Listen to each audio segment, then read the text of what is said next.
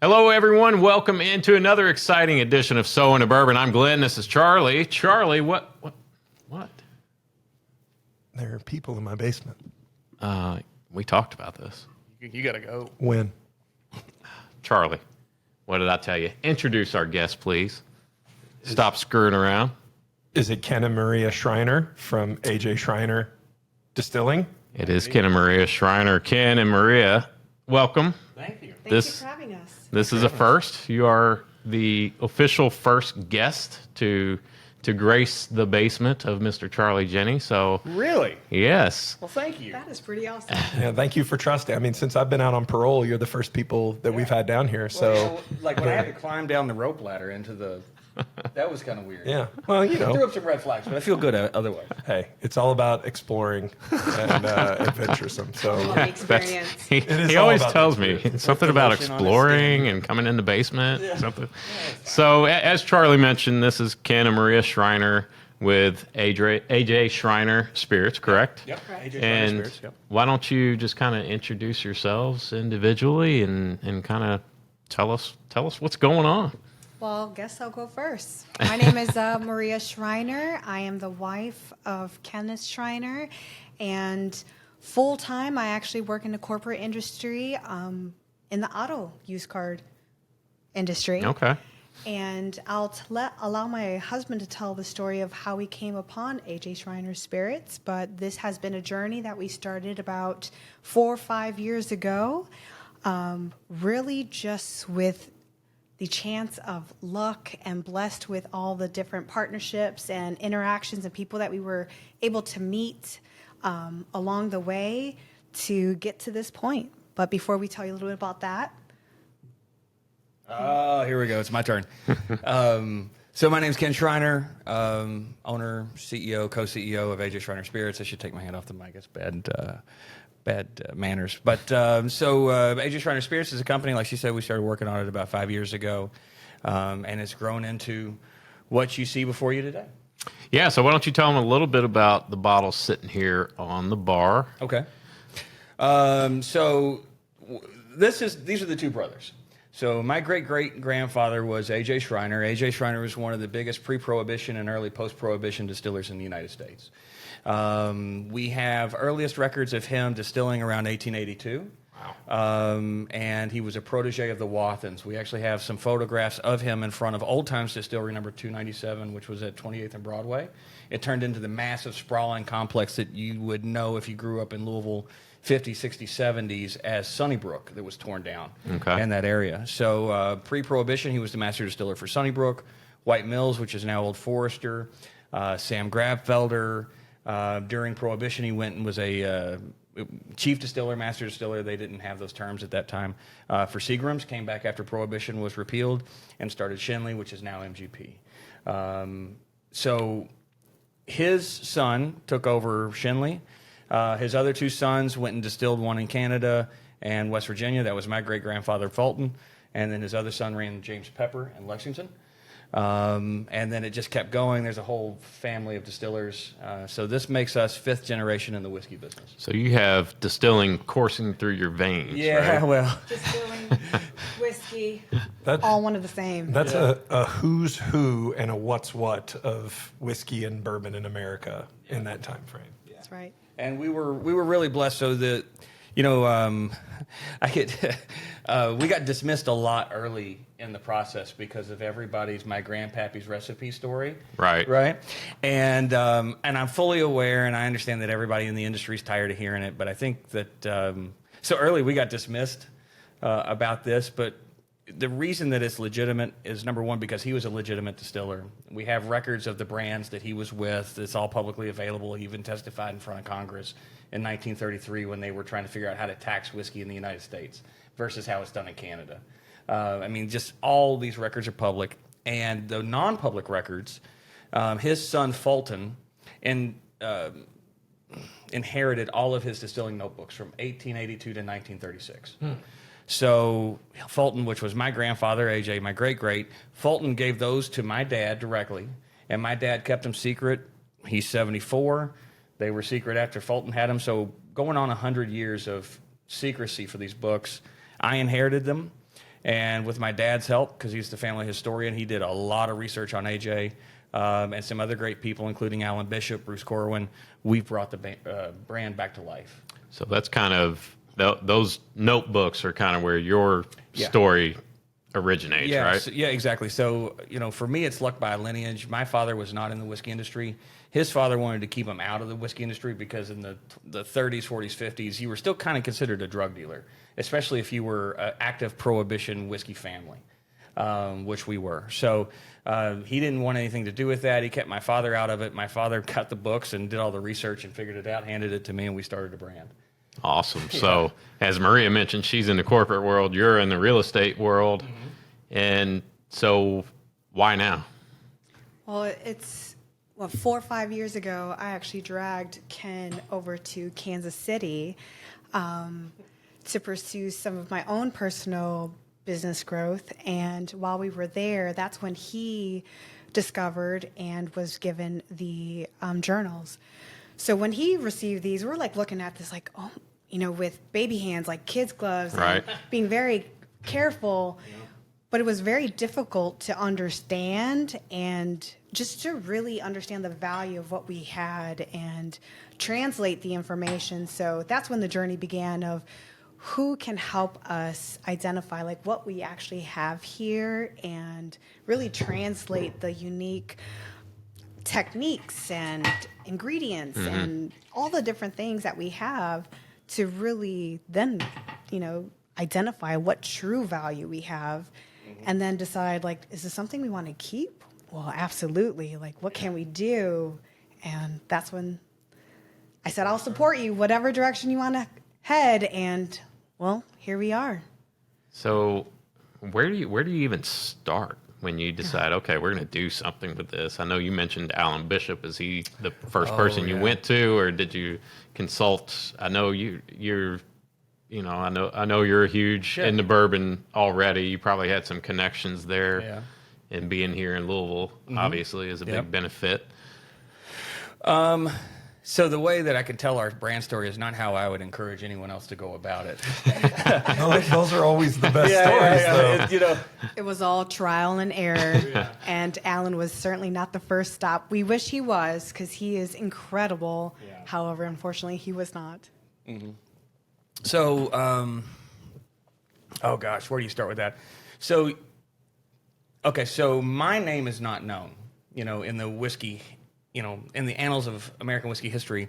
Some people know who A.J. Schreiner was and the lineage of Schreiner distillers, but you got to be pretty deep down the whiskey distiller rabbit hole to start really looking up, like, who is the Shenley distiller from 33 to 36, and who made all the gin from Shenley from 1933 to 1937, and, going into these old, historical databases.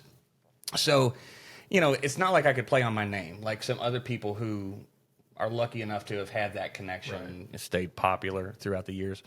So I started calling people. I started texting people. I started shooting messages to influencers on Twitter. Like, hey, who would you talk to if you had something like this? Who would you recommend? And I was in Kansas City at the time, and rightfully so, nobody really took me seriously. It's Grandpappy's Recipes. I'm in Kansas City. It's the whiskey boom. Another bourbon brand. And another guy, who's just trying to do this thing. And so I got back, and I took him to Bruce Corwin. I actually went to lunch with Bruce Corwin and Mike English. Now, I think you know Mike. And I sat him down with Bruce. I said, Bruce, tell me what I have here. Is this valid? Is this, because, my dad has always said it's really important, blah, blah, blah. And Bruce looked through him, and he goes, I can't read this either, but I know somebody who could. And so he connected me with Alan. Okay. And so we set a date. I drove to French Lick Distillery, where he was at previously. He's at Old Homestead now. I cannot wait to see the products at Old Homestead, by the way. It's going to be good. I've got an advanced taste of a few of them. Yeah.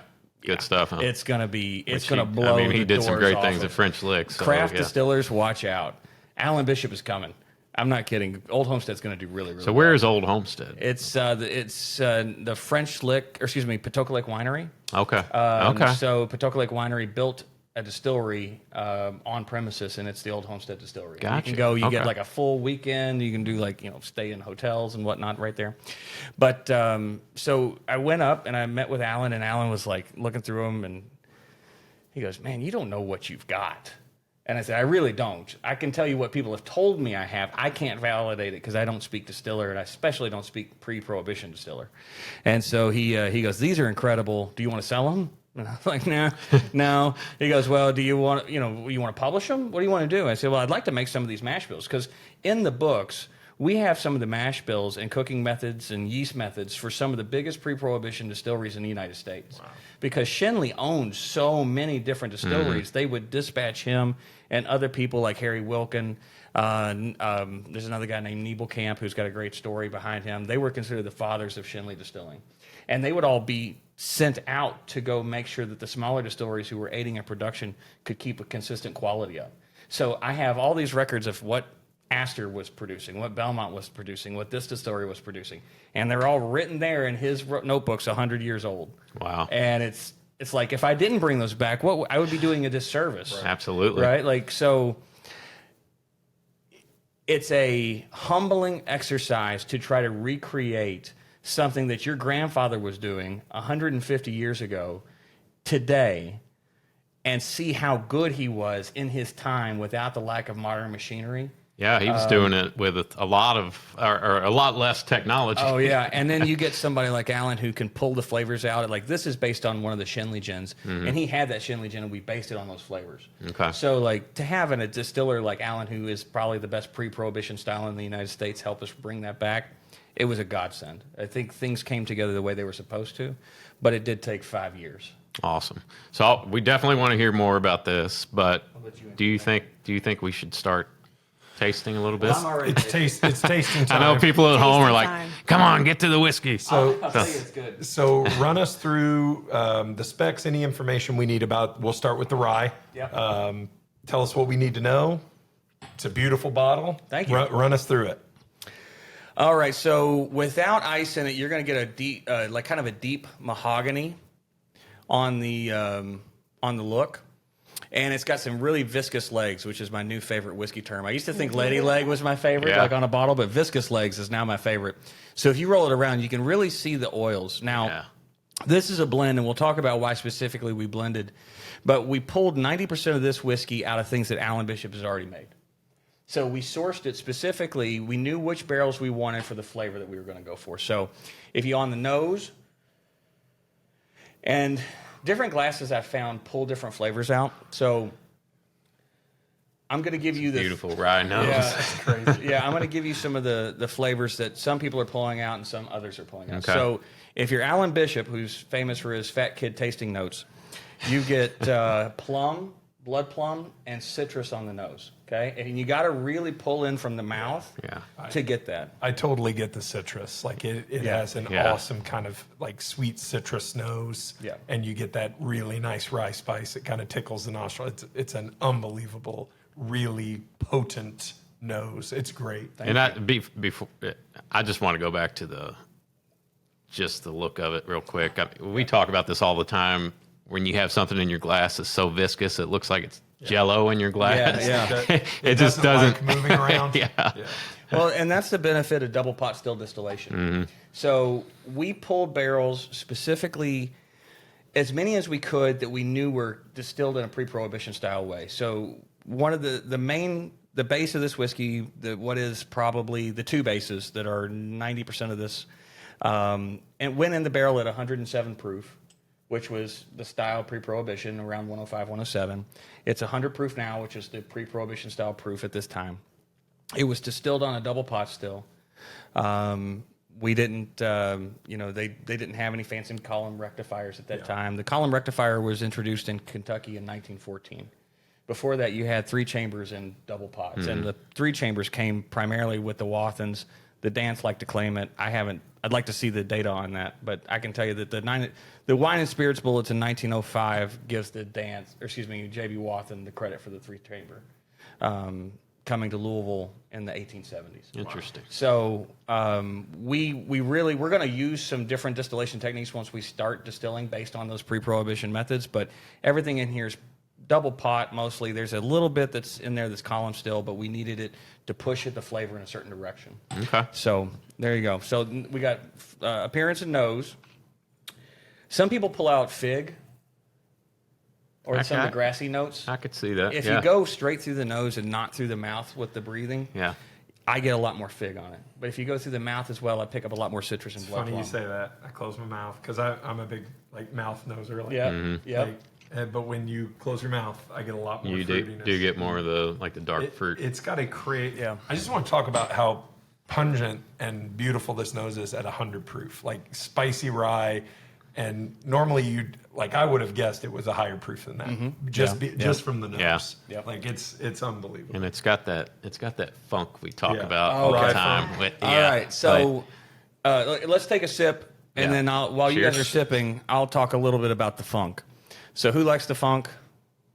Got to have that We funk. like the We funk. like the funk. That's right. So I like funky, dusty flavors. You know, and so when we were creating a blend to start this brand, how do you speak about your grandfather's books, his methods, his methodology, and how do you do it authentically in a way that's not bullshit, because there's so much bullshit in whiskey right now, and tell a true story? So here's the true story. I wanted something that could pay homage to the dusties of the time.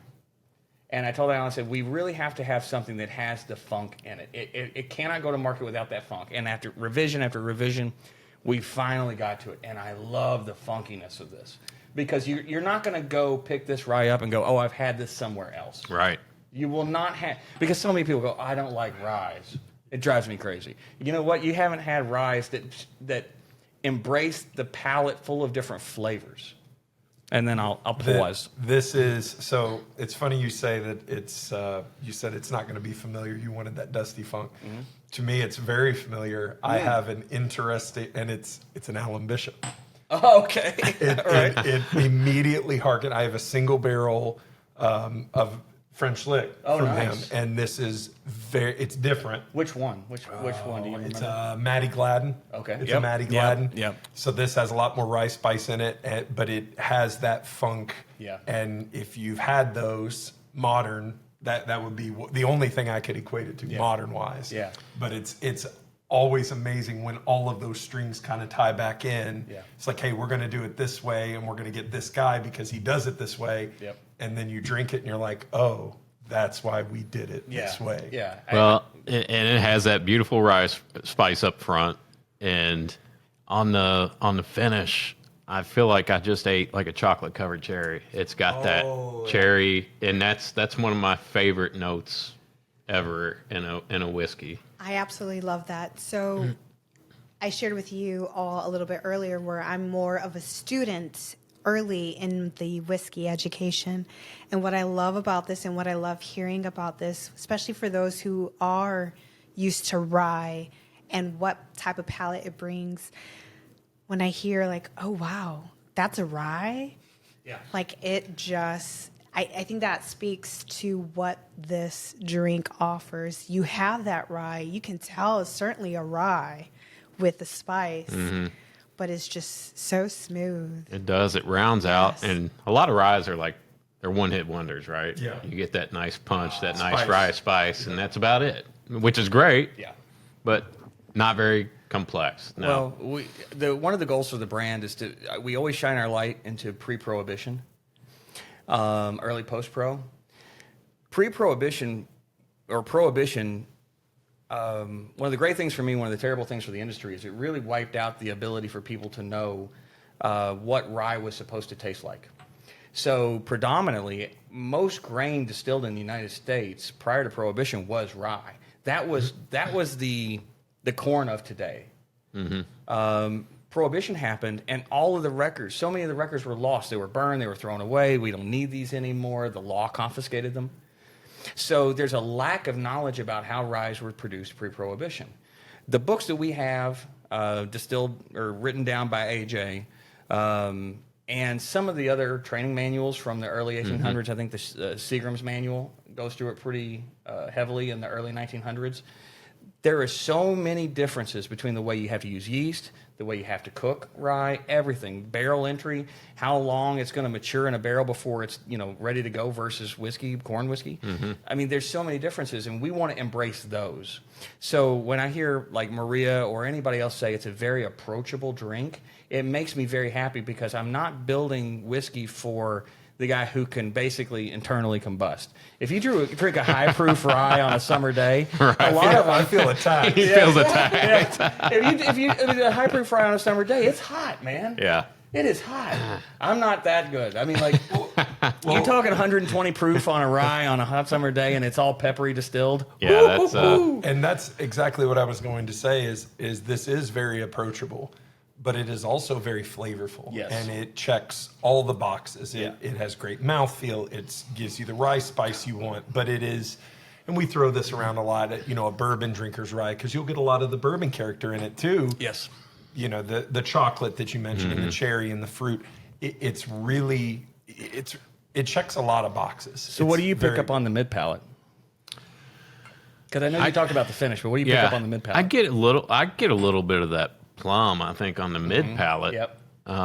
That you talked about on the nose. And when I went back to the nose, now that's had a little bit of time to sit in the glass and dissipate a little bit, I'm getting some of that plum on the nose. I highly too. encourage one rock with it. Okay. So your cherry, in my opinion, that cherry finish, if you and please pour yourself some more. If you let it finish with, you just Stick my whole hand in the glass there, Charlie. Glenn just touched every ice cube that we have.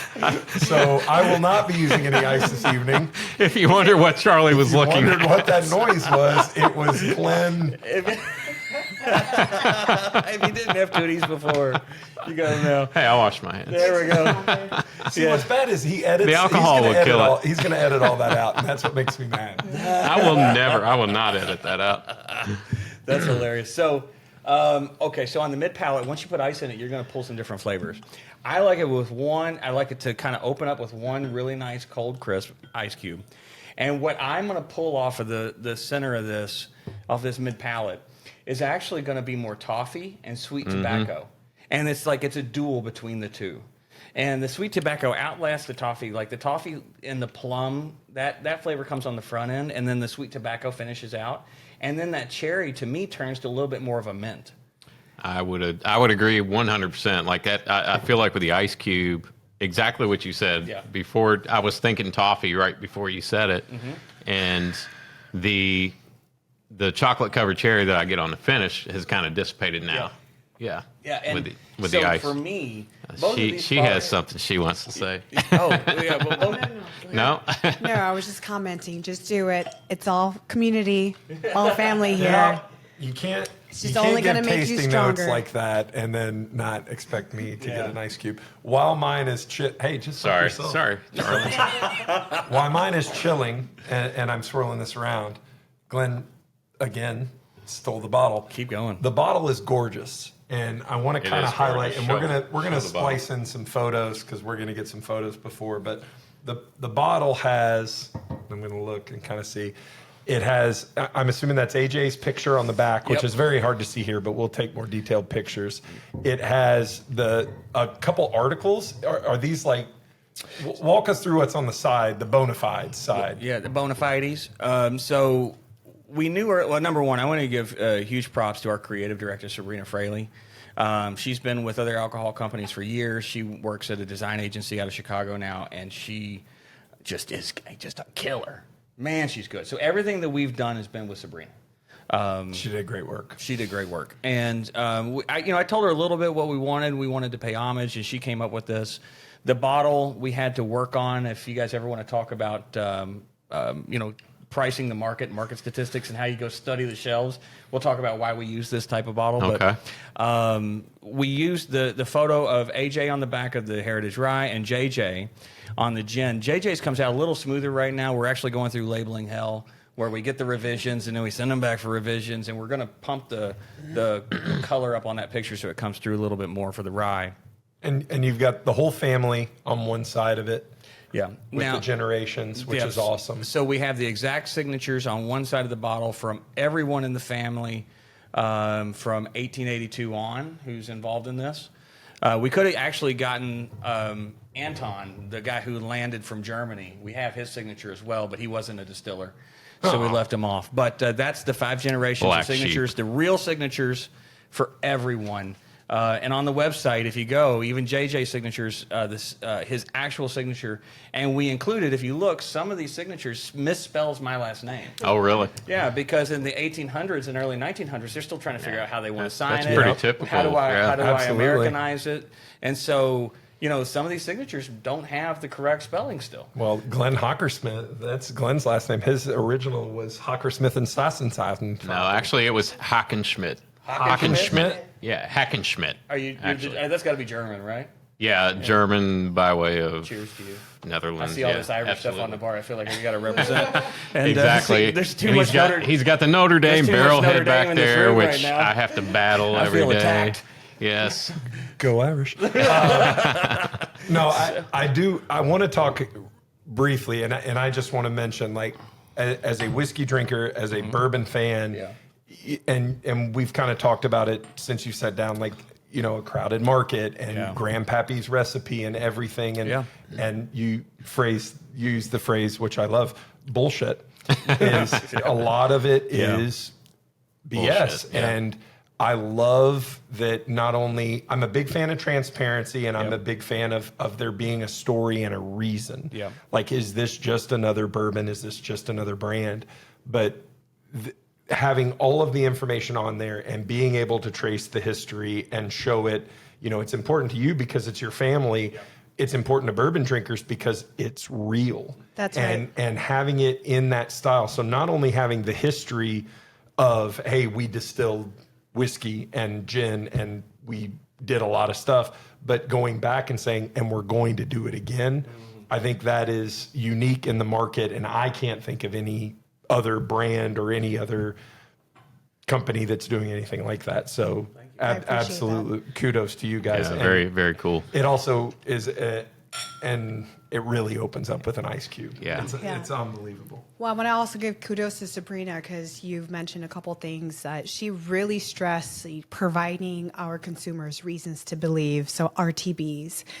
And so you mentioned about the bona fides and the signatures. So those were purposely put on the bottle to provide direct historical impact and facts to really just show and demonstrate how reputable the history is and how easy it is to go and validate by a quick search online and a little bit of research. Yeah.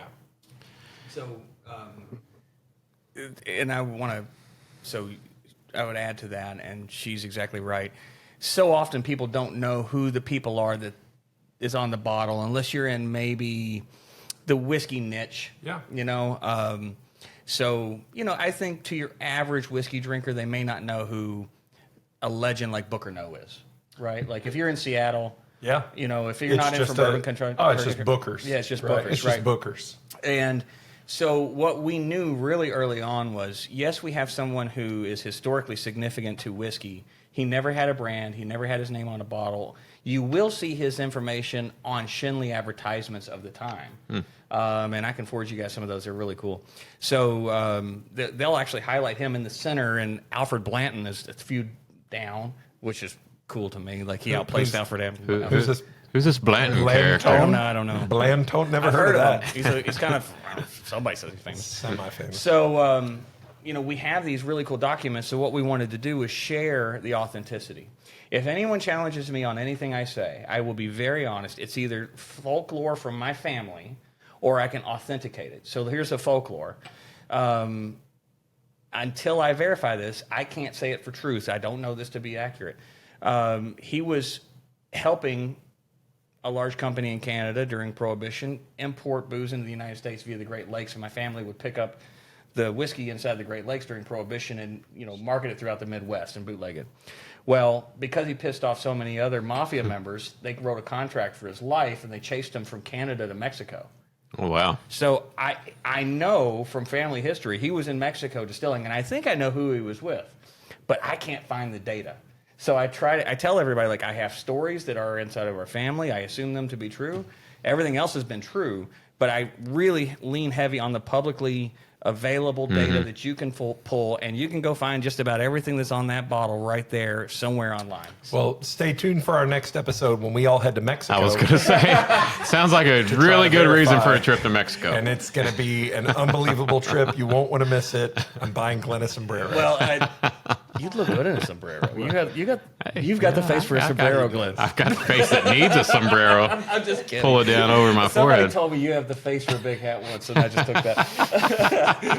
As an individual with a large cranium, that's the best. You have a face for a big hat. Yeah, thanks, I'm fat, I know. You should really size up. No, sorry, I was just teasing. So one of the things we are planning to do, and later in the year, when it gets into a fall, I'd like to take Alan to Puerto Rico and have him distill in the back hills of Puerto Rico with her family, because her family's actually distillers as well. Let us know. Really? We'll come too. That sounds terrible. And so We'll definitely make an episode about gonna that. be awful to be in the hills of Puerto. Have you guys ever been to Puerto Rico? No, that's why I say it. It sounds. It's not. It's a lot different than the beach being in the jungle. Still sounds amazing. So I have a question. Were you all aware of this history before you got married? I mean, you had no idea you had distilling on your side, Well, I did have or he had no idea. I had some idea. Okay. As a child, I do recall gallons of white, clear liquor in the refrigerator that was shipped, not really understanding where it came from and the history of it. So through this journey and sharing this journey is when everything else starts, story starts to connect, pieces start to connect. I see an offshoot brand in your future. Believe me, I'm working on it. Sounds amazing. Well, I'm so excited right now. I can't even contain it. Maria's family owns some coffee farms in Puerto Rico too. Okay. So what we want to do is we want to do some barrel finished coffee in this. Oh, wow. And I'm looking forward to that. You had me at distilling in the hills. Like, can we stop on the call? Like, I'm ready. Let's go. I've got a bag. We can go. Is this a PG broadcast? I mean, we try to. but Okay, then I'm I gonna know stop. where you were going. But all right, so Let's introduce the JJ. yeah, let's get into JJ's Kentuckiana Gin. Yeah, let's. No, let's she was right. no, She's she's. like, I was Maria just and thinking I, the same we thing. palate cleanse. We're ready to go. You guys were Some both of us- ready to change the subject at the same time. Some of us like gin. Me, Glenn does not like gin, Gin, so you I like am. this. Whoa! very- Let's Well, this is let me pretty roll this perfect. back here. Yeah. So here's as far as gin goes. So I remember being a kid, and my dad, and my stepmother drank gin and tonics, and I'm sure they were drinking the cheapest gin and tonic water. I hate tonic water, and so I would taste his every now and then. Ugh, horrible, right? So I don't think I had even drank gin since I was a kid until a couple of years ago. We went to a dinner tasting with Yellowstone, and Mr. Beam was there, and they brought some of their gin. And I didn't know they were making gin. yeah, Okay. so or what's the parent? What's the Limestone. Limestone Branch? Yeah. So Just here to help. so he brought some of their gins, and we had samples of that, and I tasted a few of them, and I really liked it. I was like, this is There's is a big good difference stuff. between So- a gin made by a whiskey company and a gin made by a gin company. So when you say you like gin, Look at that color. when you say you like gin, That was a good joke. Well, No laugh. if it's not crystal clear, then you bought a bad bunch of gin, unless it's been barrel aged. Can you tell me, like, when you're pulling out flavors in gin, what do you like? Don't say what we have, just say what you like. I like the juniper. Okay. I like that kind of minty pine. I like all of the. You like Christmas tree water. Sometimes, but I like. I like. See, there's alcohol in gin. Yeah. And I like that. Good answer. About it. But no, I like craft spirits, and I really like craft gins. There have been very few that I've tried that I didn't enjoy or find something. And I think gin, flavorful gin is great. And if you can make a clear liquid flavorful, that's amazing. Okay, so my wife's Well, taking over here. sorry. So I'm going to ask that you keep an open mind and No, I'm look nervous. beyond your traditional gin. I would highly encourage putting some ice in this because this is 130. And- This won't hit the shelves. What's your drinking? So this has not been proofed down. Has not been proofed down. This is currently 130 proof. So excited. Not traditional. We are a rye-based Spirits organization. So what's unique with this gin, the mash was a rye-based mash. So I have a question Go about ahead. that. So when I nosed it, I noticed there's like a, I don't know how to describe it. Is it pungent? Would you say pungent? Not. There's a Pungent is not the nicest yeah, of it's words. not- no, and that's why I didn't want to use that's why I didn't want to use that word, because it's not I walked a into many a restroom that yeah. was pungent. it's not an unpleasant it's not an unpleasant note, but there's something, we got to work on your adjectives. and I don't know if that's the rye. Okay, so what you're going to get is you're going to get a higher percentage of warm floral on the nose of this Okay. than you will in just about any other gin. Now, there's two reasons for that. The first is that being a rye-based company like Maria was just saying, I don't like neutral spirits in gin. I want something warm and fatty, like almost a bass guitar for a band.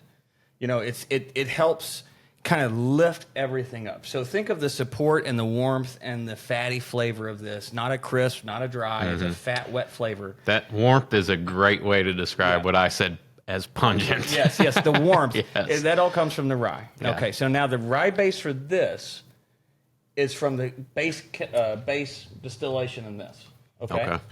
So That's real good. that is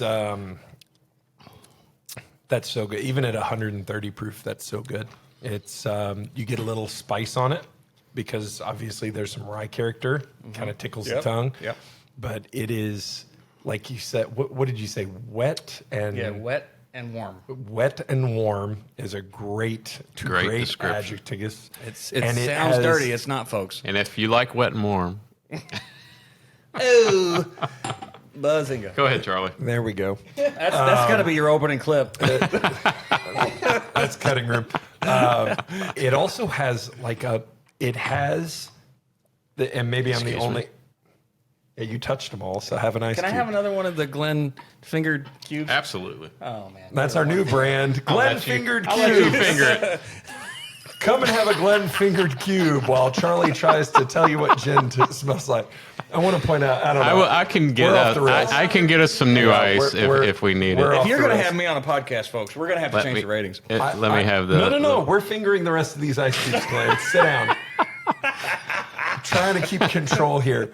This has a spicy rye. It has a malty funk to it, which I really like. Thank you. A malty funk. Okay. And I love, and it has, I get that maltiness on the nose as well. Mouth closed nose. So this is, thank you for saying that. And so when we started talking about a gin, and Alan and I were doing research on the family and who JJ was and who AJ was, a little backstory on JJ and then a little backstory on this brand. So JJ is known still in our family. The nickname Flim Flam Man was associated with him. Now, have you ever heard of a flim flam? I don't know. I didn't know what this word meant until I Googled Isn't it. it kind of like a con man? A shady guy. A shady guy, bullshitter, somebody who was working in the extra legal trades. And so when it came to JJ's Kentuckiana Rye, we thought, okay, this guy is probably one of the Prohibition era runners. He disappears just about completely during Prohibition. Before that, he's in Butte, Montana, selling racehorse picks. He was the 5 for 6 man. I'll tell you who to bet. Give me $5, I'll give you 6 picks. This guy sounds awesome. Oh yeah, he sold, I'm pretty sure, fake oil claims in Wyoming. Like he got sued in like Wyoming state court for like doing these land leases for oil drilling that never came to fruition. And then he disappears, rightly so. Can I make one quick recommendation? Can we put that on his bona fides? Yeah. Bona fides. If you notice, the bona fides are a little less for JJ. There's none. But if I love this. Yeah, love so everything about this. and, Keep going. And so, like, I could make him out to be this heroic guy, but really, he was a great bullshitter and con man. And I think during Prohibition, he was one of the family's integral parts of staying low and distributing alcohol. And I have more interesting things to talk about that if you guys like to dig into it. Absolutely. But when it came to the gin, he was Shenley's gin maker from 1933 to 1937. When he died at the Lawrenceburg plant, which is now MGP. Oh. He goes, my hands are cold. He sits down in the desk. He dies at the desk. So he's the one who died at. He died. Okay, I was thinking it was AJ. No, AJ died at home. Interesting story on AJ. We can get to that, but he died at the distillery, and for 4 years he ran all their gin. We have newspaper articles from Lawrenceburg Times in that time frame where kids in science class would go through the gin room, and they would talk about, like that's school in Lawrenceburg in 30s. We used to be a proper That's back country. when. That's back when we knew how to do things. Keep your gun rack in the back of your pickup. Right. Go to gin class. So Today, kids. Today we're going to learn teach how to distillation. make gin. Sounds like an excellent homeschooling program. If you'd like your kids homeschooled by Sewing to Bourbon, send an email. Have you seen that video I posted on my Instagram or my Facebook story where it said, how hard could it be to make bourbon? It has his house exploding. I did. I saw that. Yeah. This is because it happens. So anyway, the base botanicals that we used, Alan had pulled out separate from ever seeing this article. So he had the Shinley gins. He goes, I know exactly what they were using. So he goes, it wasn't good. He goes, I'm going to tell you real quick. He goes, this was not good. He goes, it was just industrialized, easy gin to make at the time. Right? Mass produced, column still stuff. He said, but I got what he would be going for. So can I make this my way with his influence? And I said, okay. So he actually verified by this article I saw a year later, the same stuff that we put in the gin basket and in the mash to mash in from the low wines, which was this rye base.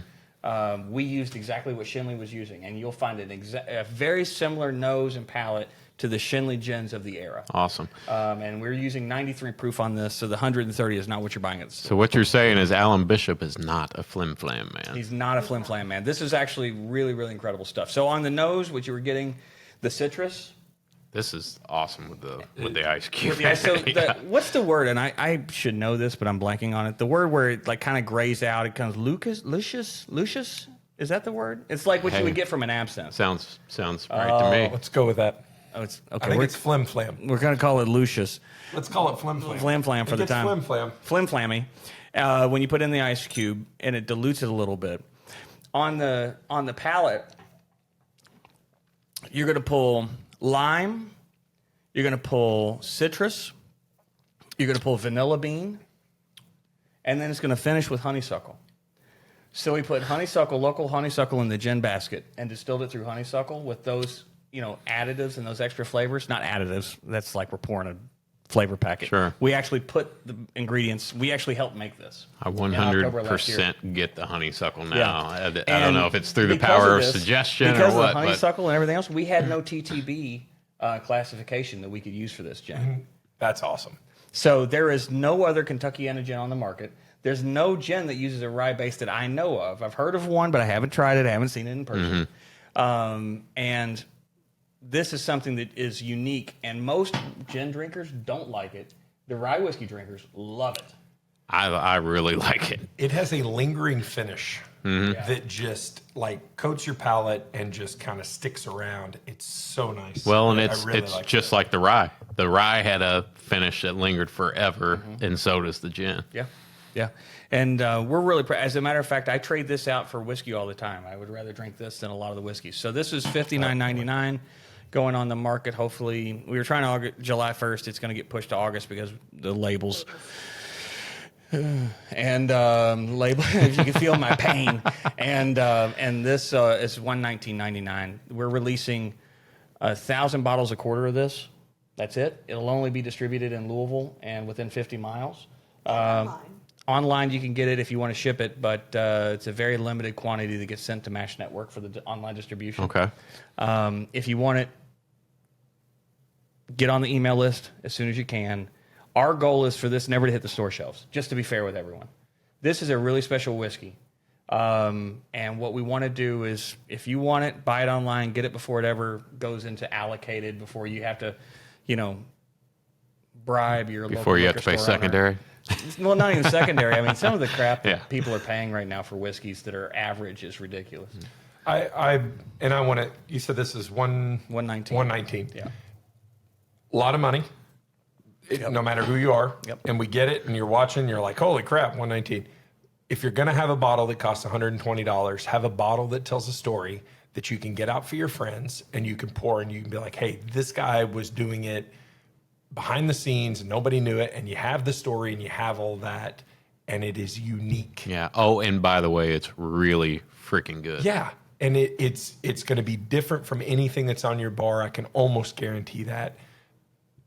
Both are excellent. I really do. And I'm going to push this until you tell me to stop. We need a flim flam edition of JJ's that's bottled at 130 proof. So the flim flam 130 proof, and it's available only in 375 flasks for that enterprising. Do you like the which one do you prefer? The one with ice or the one 130 proof and straight? They're both very good. Do you realize who you're talking to? Well, I know you like the high proof stuff. Yeah. This is the guy who, if he could choose where he could draw his final breath, it would probably be at MGP, just like Mr.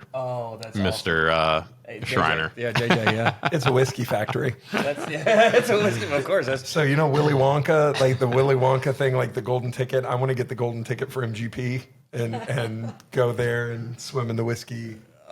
Nobody else dreams about that? You guys are weird. If I'm going to drown, I'd like to drown in the bottom of an old mash tub, an old Cypress mash tub. Sounds amazing. just something that just smells good. But yeah, so those are our two that are out right now. This is our distillate. This is a blend that Alan distilled. We use some special stuff from other craft distillers to push it in that maltier, funkier way. So we had to source some special stuff to do that. I was going to say, it's got a real nice maltiness to it, and it's got a nice grain forward. Mm-hmm. I love it. Yeah. It's what you're going to be excited about is what we do next. Okay. That's mix them together. Let's find out. I've never tried it. We can give it a shot. Don't know how to recommend doing that. That's part 2. We may do it off camera. You'll never know. Real estate today is canceled. So when it comes to these two, these should always be out. These are the two brothers. As a matter of fact, I would love to bribe liquor store owners to keep them together, because I think more whiskey drinkers will enjoy this gin than gin drinkers will enjoy this gin. Now, the books is what we're going to start contract distilling, hopefully next year. We're working on setting up some contract distilling contracts, but we're flushing out 3 most likely mash bills from the 20 to 25 or so mash bills and cooking methods and everything that we have from the ryes. So we want to take 3 really impactful ryes, and we're going to release those. And we have another gin in the works. It's this gin, but it's stay finished, and I hear it's phenomenal. I haven't tried it. I don't know. I wasn't there. I don't know. It's completely understandable. I don't understand. We have competing like Trump Trump impersonations. A lot of people say it's great gin. A lot of people say it. I don't say it. Other people do. The only people who don't like it, they're Democrats. They hate America. Savage animals. I guess I need to do my Biden impersonation. No, this is...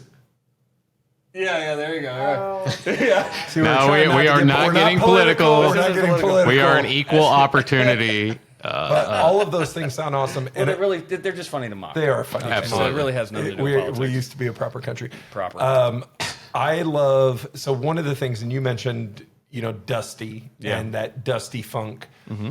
The reason people love drinking dusties is because it's like drinking in a time machine. You're drinking something that you can never have again, and you can never get those flavors. Yes. To be resurrecting that and having that experience, but without trying to find a 60-year-old bottle of Chessman or whatever. Okay, so very exciting. So think about this, and I don't mean this to be hyperbole, but I inherited something that has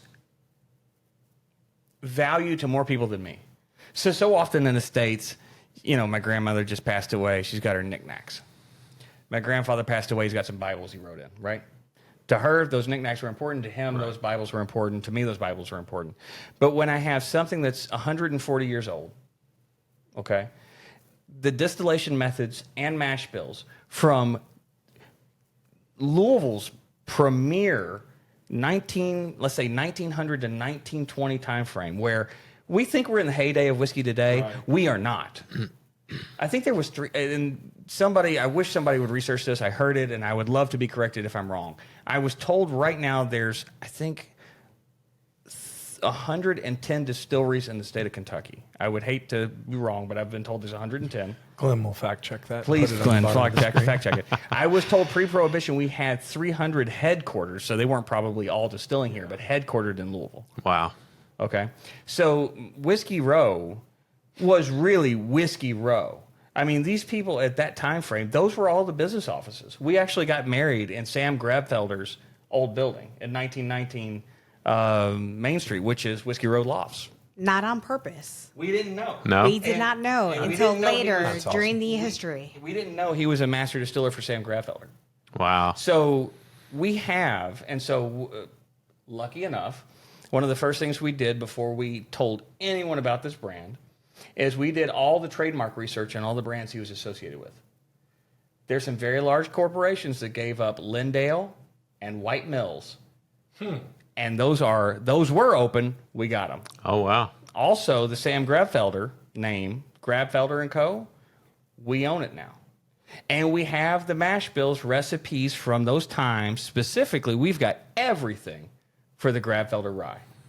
So it sounds like there's more to come. So one of the things we're doing is, if I got this, would it be fair or honest, or would it be it would be a negligence almost to not recreate that for the whiskey community? Now, I'll be completely frank. I don't know how that's going to taste. Right. Okay? I don't know. It's going to be fun to find out. But you know what? You're going to pay an arm and a leg to get it. And I'm only going to produce a little bit of it. Right. Get your checkbooks ready. Get your checkbooks Well, ready. I can tell you this, and Charlie and I love dusty bottles. Yeah. You know, it's Yeah. just something. I don't know if it was the age of the trees that they used in the barrels, or the distilling process, or so whatever. let's say the yeast was different. Yep. The water that they were using was different. They could use well water up until the 80s. They can't use that now. So any of that algae flavor that created the funk, gone. The corks are completely different. A lot of times we're using plastic corks, not real corks. So you don't have the air that comes in. So what did you say? Safety protocols. Safety protocols, good luck. Thanks a lot, OSHA. Yeah, OSHA that ruined all these turpentine flavors. really makes a whiskey taste We good. used to be a proper That country. scalding skin and the mash water was really Tobacco juice. added to the flavor, the tobacco juice and the creosote. So, when you're talking about the difference between those ryes and today's ryes, we'll do our best based on the yeast creating methods that we actually have outlined in the books to give you the right yeast with the right mash bill, with the right cooking, and do it all as pre-prohibition true as possible. There'll be some things that we have to supplement because I can't get water from 1930. Right? I don't think anybody hates that. But we're going to do that, and those are going to be the next releases. Okay. And they'll all be allocated, kind of get them if you need them, or get them if you want them, but you'll have to be most likely on the email sign-up, because I would assume that the limited quantities that we only intend to produce will be sold all through our email list. And if they hit the stores or hit a restaurant, you're lucky. So for those watching, how do you get on that email list? AJSchreinerspirits.com, click the contact page, fill out, do you want updates for JJ and Heritage Rye? You'll get early access to buy it before it goes on to sell through some other websites. If you're a veteran, police officer, firefighter, nurse, or teacher, you will get a release link a day early. That's awesome. So our veterans, our police officers, our firefighters, our EMTs, paramedics, teachers, and nurses, thank you. You get early access. Put yourself on the list when you send in the contact information. Put in your information, who you are, your license number, because you have to be licensed for all of those things. And please, we'll verify you. And then once we verify you, you'll get on the 24-hour newsletter early. I want to go get on the list before we put this out. I'm going to get on the list. Not unless you got the credentials. Wait, does the speech therapist count as teacher? What That's what I about- want Did to you know. work in a school? Yes. Okay. Well, What then about I'm a all right. semi-successful Tiana, if you're YouTube watching host? at home, All these exceptions. Well, you're already in the lead. Your hit's here with you right now. there you go. Excellent. Yeah. I knew there was I'll a take care reason we of did you. all this. So, to recap, there's awesome things coming. To recap, Glenn likes to put his fingers in the ice, All of the ice. all of the ice. And that's all we've learned today. No, to recap, It is refreshing and awesome. So my degree is in history. I'm a history nut. Glenn is as well. I think it kind of goes hand in hand. That's what got me into bourbon. Yeah, and I think it goes hand in hand. There's a romanticism about bourbon and the history and the bootlegging and prohibition and pre-prohibition and the founding of our country goes back. I mean, George Washington had a distillery. Did you know I got to distill there? Did I tell you about this? We'll talk off camera. Did I tell you about this? You didn't see this? No, I want to hear that. Oh, he's I wanna trying to hear wrap up. This is no. the wind down. We don't need to wrap up. I want to hear this story. You guys are We're not doing the going to 20-minute Mount shows anymore. No. I want to hear this story. We've been recording for 40 minutes. That's all right. There's nobody watching anymore. They left. Charlie drank gin with an ice cube, and they're like, I just want to nope. say, you brought up history, and Yes. there's a direct correlation with history and whiskey. Yes. That is so instrumental that there's so much education and awareness that needs to happen on the correlation with whiskey and history. Absolutely. Going back to the whiskey tax. Do your homework. One of the people. biggest influential Washington, you things mother. in history is the whiskey tax, right? Well, I mean, you had the whiskey tax, you had the whiskey rebellion, Yep. and We just want our whiskey. yeah. I mean, there's no. I There's apologize for my partner No, here, there's Ken. not a better statement. Medicine and all the goodness, health, Absolutely. Well, yeah. how it provided support for our military. I just feel like you're going to get trolled. It's going to say health, whiskey. Talk to AJ Schreiner Listen, Spirits. we would not have had near enough hand sanitizer if it weren't for all of the distillers, Oh, boy. right? We're not getting political. You know how many moonshiners got caught up in some crap over that? Oh, They tried to help. Oh, yeah. They tried to help some local police departments and fire departments with And some they got hand nailed. sanitizer, and next thing you know, somebody. Thanks for the hand There's- sanitizer, and also you're under arrest. Yes, Yeah. we're not going to get political. Tell us about Mount Vernon. So two things came out of Mount Vernon that we're really proud of. Number one, so that tells me what he likes more. You see that? He reached, so Well- he had both, and then he reached for the rye. I will tell you, soda to I bourbon. would definitely drink that again. And I'm not a gin drinker. He hasn't even but drank all that he I has. will 100% drink this. Yeah. Well, here, please don't be stingy. Honey, you want some? Okay. So Alan asked me, so Alan has been a mentor to me since we started this, because as much as I am an enthusiast and I have been studying rye whiskeys and whiskey and pre-prohibition style stuff for years. I mean, and I mean this truthfully, today's distillation methods I'm probably less acquainted with outside of helping Alan in the distillery than most people. Now, if you're talking to me about 100 years ago, I can talk pretty openly about that. So he said, hey, you should probably come to Mount Vernon. You're going to learn a lot. He goes, this is how it was made when your grandfather was doing it, or how he learned how to do it. He said, because everything from about 1750 or 1790, I think it's 1792 is when that distillery was planted. Somewhere around there. Till probably early, let's say 1914, when the column still came in. Before the rapid industrialization of America, whiskey was made kind of all the same way. So he's like, you need to come do this to understand and respect the properties and the grain and the people who are making it. And boy, oh boy, you want to talk about something that'll open your eyes. You start stirring mash in a 120-gallon mash with a big old wooden stick, and you're dropping. They have a few updates with some modern enzymes and some modern yeast strains and stuff that they've calculated and put together to make this whiskey. But the George Washington rye is what I got to help to make. The clear is exceptional. I haven't tasted the aged, and I don't know how long Alan's been involved. I think the last 2 or 3 years with helping get that distillery on a good playing field. Steve Bayshore's amazing as a distiller. I was there with Eric Wolf from Stolen Wolf, and it was just like a crash course in artistry. Like when you watch people who their element is whiskey, they love it. They love the science, and they're bringing in people from Europe. This guy cooked, I don't remember his name. He cooked for the Queen for like 12 years. And he's like sitting there like distilling with me. And I'm like, I'm just, like, who am I? I'm nobody, man. Right. I just like, I talked to Alan about whiskey, and then here I am with these legends.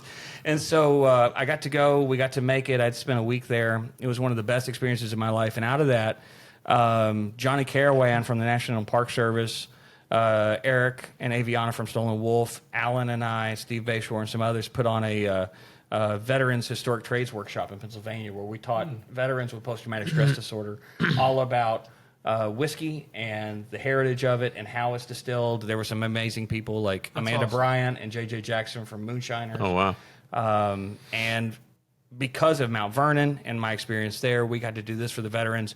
We are looking at doing something like that here in Louisville. It's something that we'd be really proud of. You know, I was a previous firefighter EMT. Veterans are very near and dear to my heart. Anybody who helps support America and take care of our people in this country need, you know, that extra push. Absolutely. So that's what we've decided to do, and that's why we're dedicating that first day for the veterans. That's excellent. awesome. Love it. So, I'm going to stop talking a little bit. I want to hear from Maria. Yeah. Well, I actually feel like I have to say this because Alan's probably pulling in my heartstrings right now. And he's talked about distilling at Mount Vernon and like the conditions of how they distilled back then versus how we distill today is different. So Ken showed up in polo. You see, my wife's going to wrap me out. You see this? Here it comes. Polo, and 5-7-inch shorts, You weren't wearing Crocs, were I was you? wearing my Hoochie Daddy shorts. Flip flops. and was immediately turned away and said, "For your safety, go back and put some appropriate jeans." You're not going to be around the flammable liquid No, in Exactly. open flame. Okay, so my experience in distilling, outside of reading about it, was distilling this gin with, you know, Alan at French Lick. Very controlled environment. You know, okay, probably not the best thing to still wear some gym shorts and some come and get me's to the, you know, and a polo, because that's my if you guys catch me out of a suit when I'm doing real estate, I'm always in a suit. You know that, you've seen me. Because Glenn's a fantastic agent, and we got to do a cross sale last year. I don't usually wear suits. No, but yeah, but it's just I my should. normal. It's my normal. Like that's where I'm comfortable. But outside of the suit, you're gonna get me in gym shorts and a polo. So I showed up to the distillery, and Alan goes, "Don't you dare walk in there." I said, "What do you mean?" He goes, "Get your ass back in an Uber, go back to the hotel, and put on some damn jeans." And he goes, "Don't let Steve see you." And I was like, "Oh!" So I'm like, here I am. And now to this day, Alan busts my chops all the time. He's like, "What shorts are you wearing today?" I'm like, "Are you going to wear some of them nylon and around boiling water?" I love anyway, that. So now after I mashed in slop for 5 days, or mashed in mash, and got boiling water, you know, splashed up on me. I understand and appreciate the meaning of that, but thank you, Maria, for bringing that up. Well, and one of the things, and I know You're welcome. we've mentioned it a couple times, but I don't think we really highlighted it, is that you're sourcing this whiskey from craft distillers. You're not going to the big boys. You want to talk about that, or you want me? Oh, thank you. So, our intention. Okay, so we start with the intention. What do we want the whiskey to be? Okay, how do we stay honest to the brand? How do we do something that's authentic for the time? We create a funky flavor based on the stuff that Alan's doing to pay homage to my grandfather, great-grandfather, great-great-grandfather, and then we, you know, put it in here and we tell the true story, that it's a blend and I'm not just lying through my teeth, okay, Right. with a historical figure on the label. So there's that. Now, when we search for how do we make that flavor, we could have easily sourced a lot from MGP, okay? And I like MGP. And it would be completely in line with the lineage of my family because he was there. He was the master Right, distiller right. in those facilities. No shame in that. But what our cause is, although we want to look back, we want to support the distillers of the day who are doing something that in 100 years will be history. Okay, so we think of so much in a short window. Think about Eric Wolf from Stolen Wolf, Alan Bishop, Jody, who is the Square Six distiller down at Evan Williams on Main Street. These guys are doing some really fantastic whiskeys, right? In 100 years, you're going to be fighting it out to get that Right. kind of stuff, right? And I'll shout out to Hard Truth as well. Hard Truth. So we sourced most of our whiskey from craft distillers. Hard Truth was part of them. We did buy some MGP through them, and there's a little MGP in this bottle. I would say it's less than 7%. Okay. And we had to get one of their 5149 or a couple of their 5149 ryes, the malted rye, to push this flavor where we needed it to go. So I tell everybody this is not MGP. I would say 90 to 93% of this was made by Alan. The rest of it, yes, there's some MGP in it, sourced from Hard Truth. We are only going to buy from craft distillers. We do not want to buy from the big guys. We want to support the people in the same arena that we play in. And Brian over there at Hard Truth has been phenomenal. And they make some damn good whiskey. There's some awesome whiskeys coming out of Indiana. Right? Well, so it's the National Rye State. Okay. Amen. And it saves us. It's just interesting things. So here's something that you can learn about ryes. You want to talk about some TTB stuff? Sure. It's really interesting. So you can call it a straight rye as long as everything's aged for 2 years and it's all sourced from the same state. Okay. Yeah. So when you go on and check your TTB regulations, I think it's 4 years for bourbon or for corn whiskey to do that. It's 2 years for a rye because rye matures faster, so they don't have the same amount of requirements for it. But just so everybody knows, it's not a quick way to get to market. You're going to lose money doing rye. Right. If you're doing rye, it's because you love rye. There's a lot better, easier, faster ways to make money. And something else I want to point out is our channel is called So In the Bourbon. So In is short for Southern Indiana. I just now got that. A.J. Schreiner was born in New Albany, Indiana, correct? That's right. That's right. You okay? Had a moment. You all right there? Yeah, it happens to the best of us. Did you get one of Glenn's fingered ice cubes? No, but I'm about to go for one. Get a little finger. So, in this area, the Schreiner family, hope you don't mind me using your ice. You seem perturbed. The body language makes me feel can't uncomfortable. believe people are using it. I just want to say this has gotten better. My second pour after having a gin and everything. My gosh. What your palate opens up to it. It's because it's a really complex whiskey. So what were we talking about? Southern Indiana. Southern Indiana, Floyd County, yes. So he was born in Floyd County. Actually, he was born in northern Ohio, moved to this area. His mother died in a snake. I found the article when I was a kid, so I told you my dad's the family historian. My grandfather would not tell my dad anything about our history. His words to my dad when my dad was 8, and that's actually, we've written it down somewhere, but my dad said, why aren't we in whiskey like all of our grandpas? And he said, you get the silver spoon in your gut from your mother's side of the family. You get the rocks in your gut from my side of the family. Don't ask me any more questions. That was it. That was it. He's like, you get the grits in your gut from us. Thanks, Dad. Yeah. And so my dad was like, well, you don't know me. I'll figure it out. So my dad spent 40 years researching. Literally, that's like a grudge he held for 40 years, and it was a beneficial thing. So everything that we've got here comes from that. But he was born in northern Kentucky, Newport area, came over here. I was flipping through the New Albany library, old newspapers, but back before newspapers.com, and you had the machine and you had to do the thing, what's it called? Oh God, The thing. It's the thing. It's not Rolodex. It's what's it called? Never mind. Nobody's going to get it. Doesn't matter. That should be on Let the him post. Google it and put it at the bottom. Yeah. So I found the article where a snake spooked her horse and carriage, flipped over the carriage, killed her. Right. So mom's dead at 7. He's turned into charity at 8 because dad couldn't help raise him. So Catholic Charities in Lawrenceburg, Indiana, helped raise him, and then he started distilling. So the next that's how time he you ended up in Lawrenceburg. yeah. A snake. So the next time you say, yeah. "Oh, I wish I would have lived back in the 1800s," no, you don't. Yeah, your car's not going to get flipped over and you become an orphan. People think that it was so much. Look, we're living in a pretty good time. Yeah. But yeah, so he ended up in an orphanage. Him and his brother went to the same family. After a few, terrible families picked him up because they used orphans for slave labor in those days. That family, yeah. Well, hey, interns. I'm just kidding. We have an intern. She's great. an orphan? No, her father's a good friend of mine. Actually, he's a really great guy. You might know him, and he's in the industry. And so, what we're doing is, he was in Floyd County, and we do not shy away from our Indiana roots. That's why it was important that we distilled and keep everything in Indiana. He was born in Indiana, although a lot of the bourbon brands he was associated with today were in Kentucky. People don't think of this. It was a regional thing. We didn't care about state boundaries. Right. As a matter of fact, when you were hustling whiskey during Prohibition, a lot of the biggest whiskey hustlers in the United States lived in southern Indiana.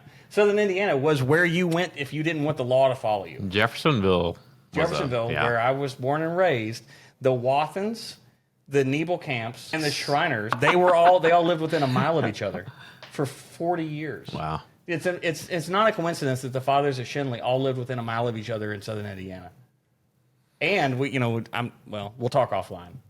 We could get sued on the next comment. We're going to get sued. I think, should we wrap this up? Wrap it. Probably. No, I'm enjoying it. Let's just keep going. We've covered a lot of ground. We've covered that Glenn has zero decorum when it comes to ice cubes. Zero. We have also covered a lot of history, and what makes bourbon awesome is this, right? Like, this is what makes whiskey and distilled spirits awesome. What we're doing right now? Absolutely. What we're doing right now. Hanging out, telling the story. You get the last word. Awesome. Maria gets the last word. And then we're going to say our catchphrase. Do you all know our catchphrase? You know our What's the catchphrase? catchphrase? Well, obviously they don't, so we'll have to do the catchphrase. But we're going to give Maria. Before it got to the end. Yeah, he fast forward to the what do we call Most them? people do, B-roll. Ken. Most That's people do. Maria, last word. Oh, no pressure with the last word. No pressure. Great job, Maria. And don't worry, if you have to think about Just it for to a wrap minute, up, I'll edit. AJSchreinerSpirits.com. AJ Schreiner. Join the wait list. Be first, Not last. not last. That's right. To be aware of when we are actually released and ready to buy. And she kind of sounds like Barry White because she's just she tested negative for COVID, but her voice hasn't recovered. She's going to hurt you later for that. Just a little bit like this. Simmer down. Do you see how sultry that was? There it was. There it was. Follow us on our socials, So Into Bourbon, at Instagram and Facebook, and Whiskey Realtor on TikTok. And as always, keep those wallets loose. And your bungholes ever so tight. Good night, everybody. Peace out. AJ Schreiner. I don't know if it's good, but ever so tight. well, Can I get everyone to clap at the same time? 1, 2, 3. All right, close enough. As I say, is it Is three it and? three Yeah, and or what- on? Sorry. 1, 3, 3, 2, 1, and then clap. Oh, 3, okay. 2, 1, and then clap. 3, 2, 1, clap. There we go. Perfect. we did so good. Yay! That will probably be the best part of the podcast. Get it right. All right, 3, 2, 1.